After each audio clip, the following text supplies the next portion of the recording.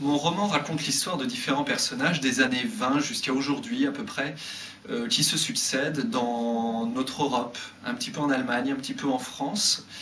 Et ces personnages évoluent dans des milieux sociaux différents et dans des pays différents. Les mêmes comportements se répètent, le comportement sexuel, le comportement de la rencontre, du mariage.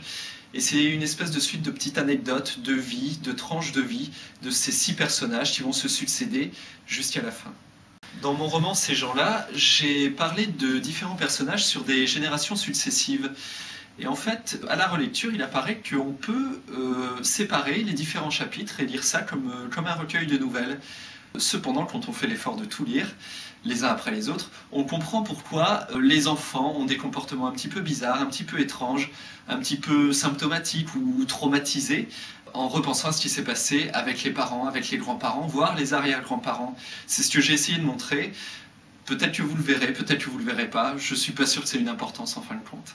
En commençant l'écriture de mon roman, j'ai toujours eu en tête quelque chose de très important pour moi. Je suis frappé quand je vois un petit enfant, un enfant de 2, 3, 4, 5 ans, 6 ans, réagir avec ses parents. On observe souvent, même dans les bêtises de l'enfant, que l'enfant veut faire plaisir à ses parents.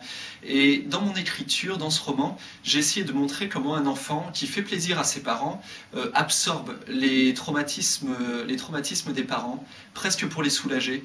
Et l'enfant va transporter pendant toute sa vie ce traumatisme, vivre avec, s'en sortir, parce que tout le monde finit bien par s'en sortir, et ensuite le retransmettre à ses propres enfants. C'est quelque chose d'assez important qui peut se transposer, donc là je parlais au point de vue de la famille, ça peut se transposer ce phénomène au point de vue de la société, et c'est ce que je dirais dans mon prochain roman, comment un individu qui est plongé dans une société subit les traumatismes de la société et les retranscrit pendant toute sa vie. Ça peut avoir des conséquences graves si cette personne traumatisée est un homme politique, un homme de pouvoir économique ou de pouvoir quelconque. J'espère que vous lirez aussi le prochain, dont je ne connais pas encore le titre.